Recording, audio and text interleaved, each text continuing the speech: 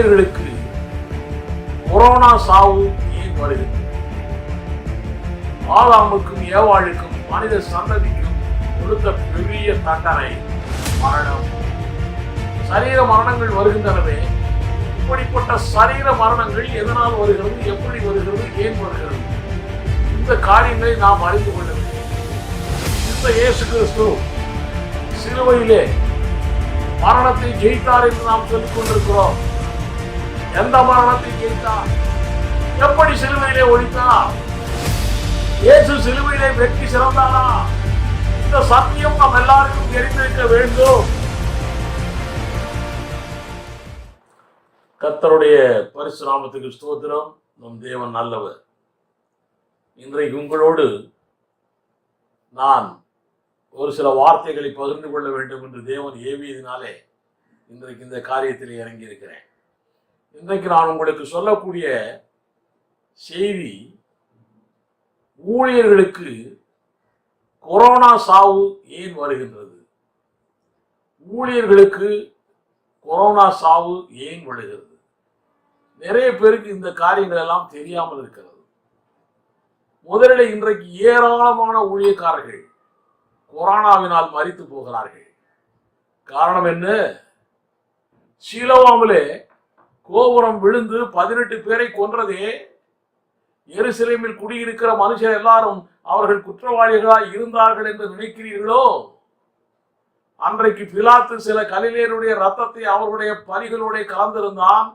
அந்த கலிலேயருக்கு அப்படி சம்பவித்ததனாலே மற்ற எல்லா கலிலேயரை பார்க்கலும் அவர்கள் பாவிகளாய் இருந்தார்கள் என்று நினைக்கிறீர்களோ?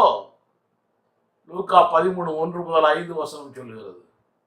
இயேசு சொன்னார், அப்படி அல்லவென்று உங்களுக்கு சொல்லுகிறேன், நீங்கள் மனம் திரும்பாமல் போனால் எல்லோரும் அப்படியே கெட்டு போவீர்கள்.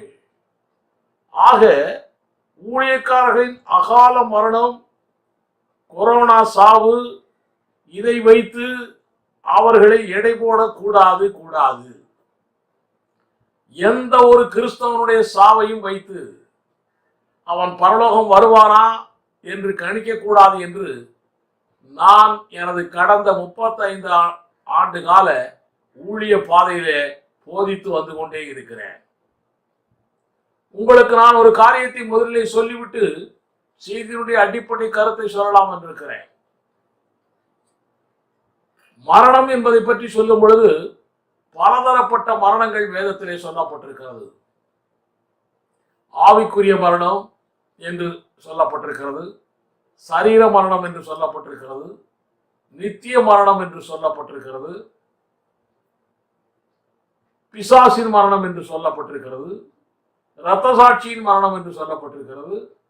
இப்படி பலதரப்பட்ட மரணங்கள் சொல்லப்பட்டிருக்கின்றன. மரணம் என்பது ஆரம்பத்திலே ஏதேன் தோட்டத்திலே நம்முடைய ஆண்டவராகிய இயேசு கிறிஸ்து ஆதாமுக்கும் ஏவாளுக்கும் மனித சந்ததிக்கும் கொடுத்த பெரிய தண்டனை மரணம். இந்த மரணம் சரீர மரணத்தை குறித்து தேவன் கொடுத்த தண்டனை. இந்த சரீர மரணம் என்பது ஆதியாகமம் 1:19 ஆண்டவர் சொல்லி இருக்கிறார். இந்த சரீர மரணம் ஆதாம் முதல் கொண்டு இன்று வரைக்கும் தொடர்ந்து கொண்டே இருக்கிறது. இந்த சரீர மரணத்தை கொடுத்தவர் நம்முடைய ஆண்டவர். நம்முடைய ஆண்டவராகிய இயேசு கிறிஸ்து சொல்லி இருக்கிறார். சங்கீதம் 91:16 சொல்லப்பட்டிருக்கிறது, நம்ம எல்லாருக்கும், தன்னுடைய பிள்ளைகள் எல்லாருக்குமே நீடித்த நாட்களால் திருப்தியாக்கி இரட்சிப்பை அவருடைய காட்டுவேன் என்று சொல்லி இருக்கிறார். ஆக அவர் தரும் மரணத்தினாலே எல்லாருக்கும் நீடித்த நாட்களுக்கு பிறகுதான் மரணம் வரும். அவர் கொடுக்கும் ரட்சிப்பை உணர்ந்து அனுபவித்து சந்தோஷத்தோடு தான் மரணம் வரும். ஆபிரகாம், யாக்கோபு, மோசே, இப்படிப்பட்ட பல தேவ மனுஷர்களுடைய மரணங்கள் எல்லாம் அப்படித்தான் வந்தன. அப்படி என்றால் இப்பொழுது இப்படிப்பட்ட மரணங்கள் வருகின்றனவே, சரீர மரணங்கள் வருகின்றனவே. நான் சரீர மரணத்தை பற்றியே பேசிக் கொண்டிருக்கிறேன். சரீர மரணங்கள் வருகின்றனவே. இப்படிப்பட்ட சரீர மரணங்கள் எதனால் வருகிறது, எப்படி வருகிறது, ஏன் வருகிறது? இந்த காரியங்களை நாம் அறிந்து கொள்ள வேண்டும். இந்த சரீர மரணம் அகால மரணமாயிருக்கிறது. வியாதியினால் வருகிறது, வறுமையினால் வருகிறது, ஆக்சிடென்டினால் வருகிறது, பலதரப்பட்ட தோல்விகளினால் வருகிறது, ஆத்மாவிலே ஆவியிலே இருக்கக்கூடிய மன சங்கடத்தினாலே வருகிறது, தற்கொலையினாலே வருகிறது. இப்படி பலதரப்பட்ட காரியங்களினாலே இப்படிப்பட்ட அகால மரணங்கள் வருகின்றன. இப்படி வருகிற அகால மரணங்கள் எல்லாம் பொல்லாதவைகள். பொல்லாத காரியங்களுக்கெல்லாம் சொந்தக்காரன் யார்? சாத்தான். அவன் பொல்லாங்கன். ஆக நம்முடைய ஆண்டவராய் இயேசு கிறிஸ்து 2021 ஆண்டுகளுக்கு முன்னாலே இந்த பூமிக்கு வந்தாரே எதற்கு? 1 யோவான் 3:8 சொல்லுகிறது, சாத்தானுடைய கிரியைகளை அழிக்கும்படிக்கே இயேசு கிறிஸ்து பூமிக்கு வந்தார் என்று சொல்லி. அப்ப சாத்தானுடைய பொல்லாத கிரியைகளை எல்லாம் ஒழிக்கும்படிக்கே இயேசு கிறிஸ்து வந்தார். இந்த இயேசு கிறிஸ்து சிலுவையிலே மரணத்தை ஜெயித்தார் என்று நாம் சொல்லிக் கொண்டிருக்கிறோம். எந்த மரணத்தை ஜெயித்தார்? இதுதான் நம்ம எல்லாருக்கும் இருக்க தெரிந்து கொள்ள வேண்டிய காரியம். இந்த காரியம் தெரியாதபடினா தான் கிறிஸ்தவ வட்டாரம் இன்றைக்கு தள்ளாடி கொண்டிருக்கிறது, கொரோனா பற்றி பயந்து கொண்டிருக்கிறது. நம்முடைய ஆண்டவராய் இயேசு கிறிஸ்து சிலுவையிலே மரணத்தை ஜெயித்தார் என்று சொல்லப்பட்டிருக்கிறது. கொலோசியர் 2:15 சொல்லப்பட்டிருக்கிறது. அப்படி என்றால் இவர் எந்த மரணத்தை ஜெயித்தார்? இவர் ஆதியாகமம் 3:19 கொடுத்தாரே, சரீர மரணம் ஆதாமுக்கு கொடுத்தாரே. சங்கீதம் 91:16 சொன்னாரே, நீடித்த நாட்களால் திருப்தியாக்குவேன் என்று சொன்னாரே மரணத்தை பற்றி. அந்த மரணத்தை தான் சிலுவையில் ஒழித்தாரா? அவர் கொடுத்த மரணத்தை ஒழிப்பதற்கு அவர் ஏன் சிலுவையிலே அவர் காயப்பட வேண்டும், கண்ணீர் விட வேண்டும், ரத்தம் சிந்த வேண்டும்? அவர் போட்ட சட்டம். ஆதியாகமம் 3:19 என்பது அவர் போட்ட சட்டம். அவர் போட்ட சட்டத்தை எடுக்க வேண்டும் என்றால் அவரே எடுத்து விடலாம். அதற்கு போய் ஏன் சிலுவையிலே அப்படிப்பட்ட பாடுகள் அவருக்கு தேவை? ஆக சிலுவை பாடுகளிலே அவர் ஜெயித்தார் என்று சொல்லுகிறது அவர் கொடுத்த மரணத்தை அல்ல, அவர் கொடுத்த நீடித்த நாட்களான மரணம் அல்ல. அப்படி என்றால் எந்த மரணம்? இதுதான் நிறைய பேருக்கு தெரிய வேண்டிய கட்டாயத்தில் இருக்கிறோம் நாம் எல்லாருமே. ஏன் இதை பற்றி காரியங்கள் தெரியவில்லை என்றால், சாத்தானவன் எல்லாருடைய கண்களையும் மூடி வைத்திருக்கிறான், அல்லது திறந்த கண்களையும் பிரகாசிக்க விடாமல் எபேசியர் 1:19 பவுல் சொன்னபடி செய்து வைத்திருக்கிறான். நம்முடைய ஆண்டவராய் இயேசு கிறிஸ்து மரணத்தை ஜெயித்தார் என்று சொல்லுகிறோம். அது குறித்து எபிரேயர் 2:14-15 சொல்லப்பட்டிருக்கிறது. ஆதலால் பிள்ளைகள் மாம்சத்தையும் இரத்தத்தையும் உடையவர்களாய் இருந்து இருக்க அவரும் அவர்களைப் போல மாம்சத்தையும் இரத்தத்தையும் உடையவர்களானார். மரணத்துக்கு அதிகாரியாகிய பிசாசானவனை தமது மரணத்தினாலே அழிக்கும்படிக்கும் ஜீவ காலமெல்லாம் மரண பயத்தினாலே அடிமைத்தனத்திற்கு உள்ளானவர்கள் யாவரையும் விடுதலை பண்ணும்படிக்கும் அப்படியானால் என்று எழுதப்பட்டிருக்கிறதே. மரணத்துக்கு அதிகாரி என்று எழுதப்பட்டிருக்கிறதே, பிசாசை டெத் ஆபீசர் என்று சொல்லப்பட்டிருக்கிறதே. எந்த மரணத்துக்கு அதிகாரியாய் இருக்கிறான்?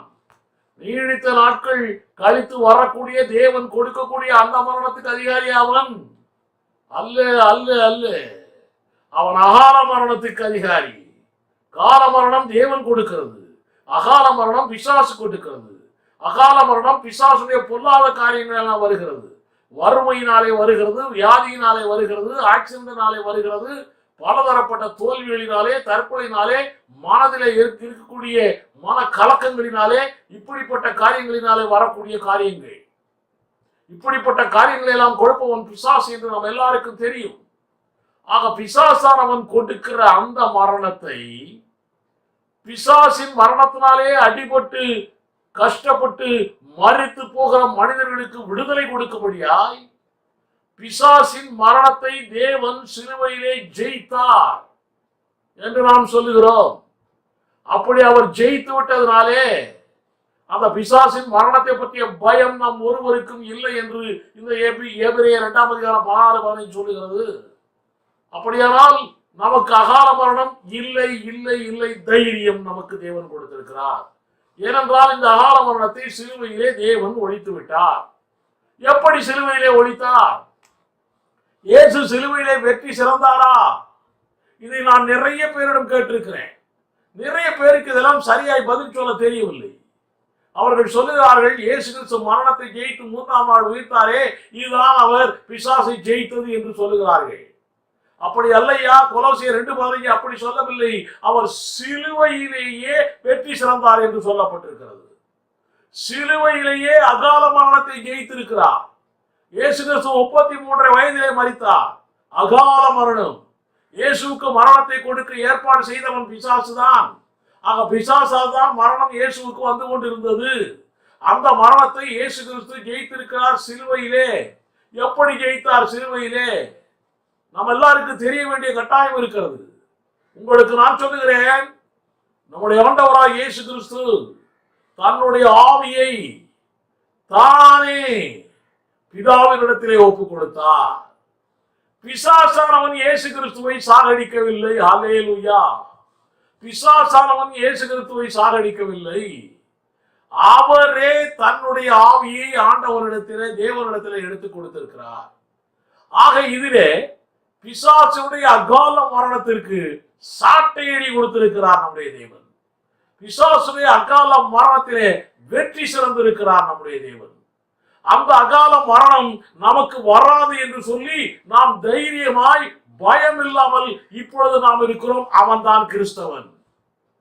ஆக இயேசு கிறிஸ்து சிலுவையிலே பிசாசுடைய அகால மரணத்தை ஜெயித்திருக்கிறார். இந்த சத்தியம் நம் எல்லாருக்கும் தெரிந்திருக்க வேண்டும். இந்த சத்தியம் தெரியாவிட்டால் வாழ்க்கையிலே வெற்றி இல்லை, வாழ்க்கையிலே அகால மரணம் தான் நடக்கும்.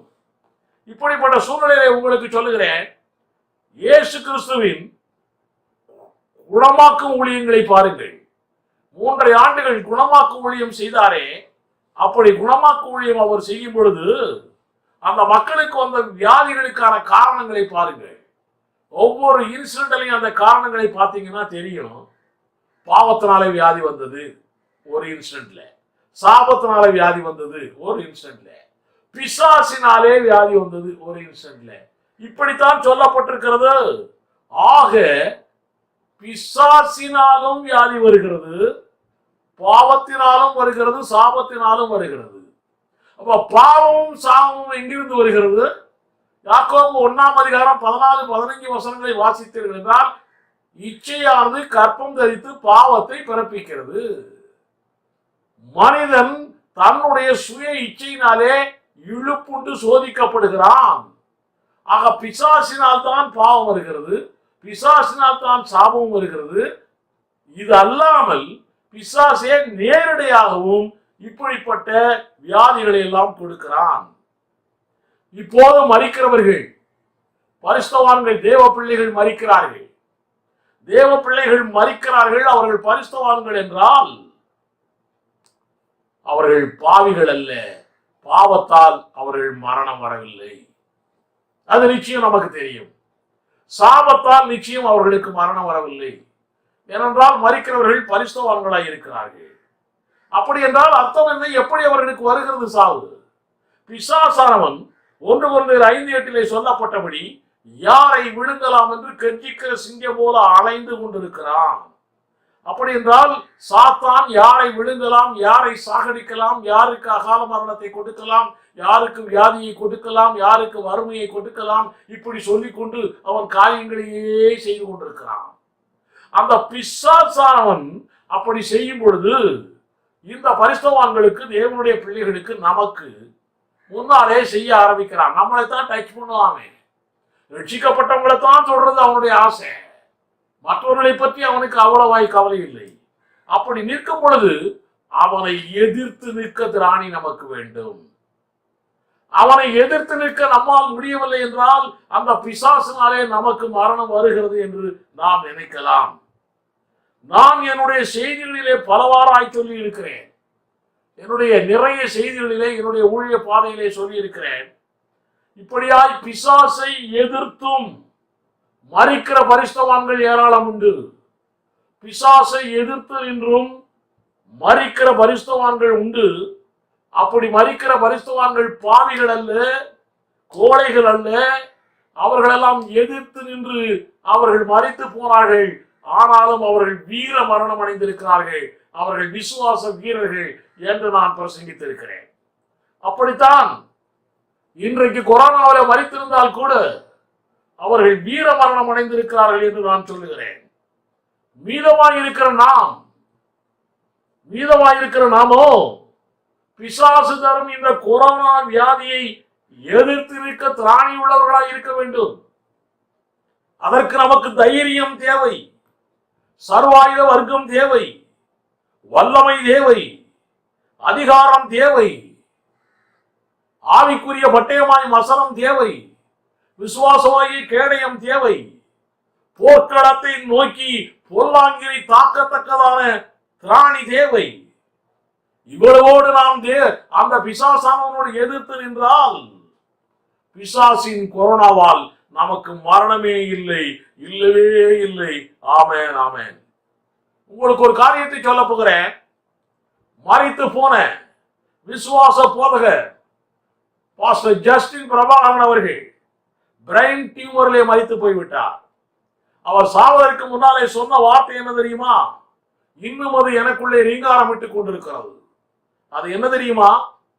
நான் இந்த வியாதியிலே மரிக்கிறேன் என்பதனாலே அவர் சொன்னது, நான் இந்த பிரைன் டியூமர் வியாதியிலே மரிக்கிறேன் என்பதனாலே வேதம் சொன்னபடி நான் போதித்த தெய்வீக சுகம் பொய் அல்ல. ஆமென்.